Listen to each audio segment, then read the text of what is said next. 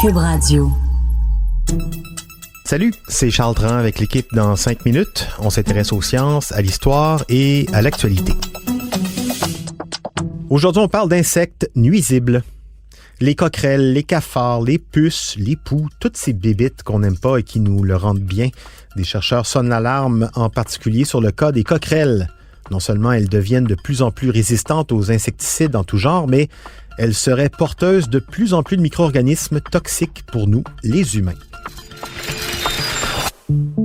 C'est une étude publiée par la prestigieuse revue Nature dans laquelle on lit que la blatte germanique, la Blattella germanica, autrement dit la coquerelle commune, se développe plus vite que tous les autres insectes résidentiels.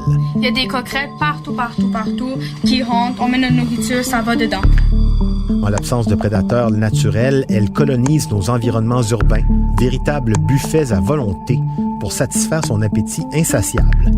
Maisons, restaurants, hôpitaux, lieux publics, la blatte est partout et en plus, elle transporte de nombreux germes, des virus, des champignons, des bactéries comme l'E. coli, la salmonelle. Sa salive et ses matières fécales déclenchent des diarrhées, des vomissements, des allergies et des crises d'asthme.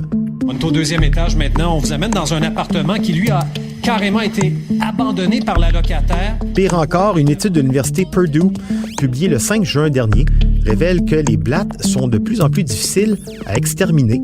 Les insectes ont développé une résistance croisée aux insecticides les plus agressifs. Résistance croisée, qu'est-ce que c'est? C'est quand une résistance à un traitement développe une résistance à d'autres traitements. En gros, ça veut dire que dans très peu de temps, les exterminateurs auront plus beaucoup de solutions pour faire leur travail, tout simplement parce que, pour être efficaces, les exterminateurs utilisent plusieurs produits différents en même temps, donc les insectes développent des résistances croisées. Et c'est une course contre la montre. Une femelle blatte a un cycle de reproduction très court de 3 mois. Donc, tous les 3 mois, c'est une nouvelle génération de bébés blattes qui naît et qui s'adapte au cocktail de produits chimiques destinés à les éliminer. Ça va vite. Il faut donc trouver de nouvelles techniques d'extermination.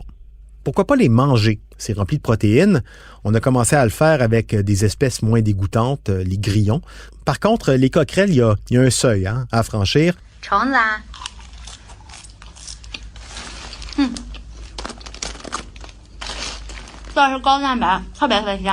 En Chine, on est très ouvert à l'idée. Des fermes de blattes sont déjà très nombreuses.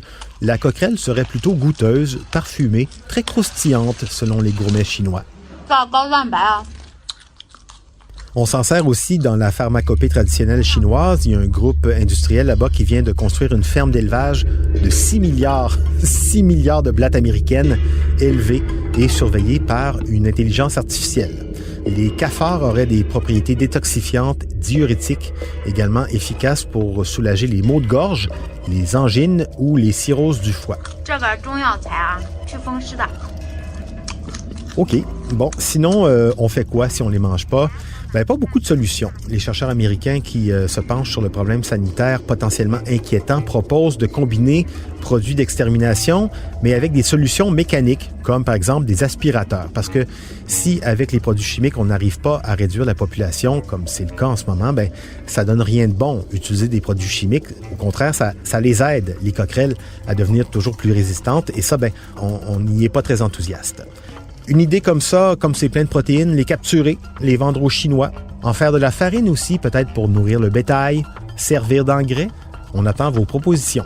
C'était en 5 minutes.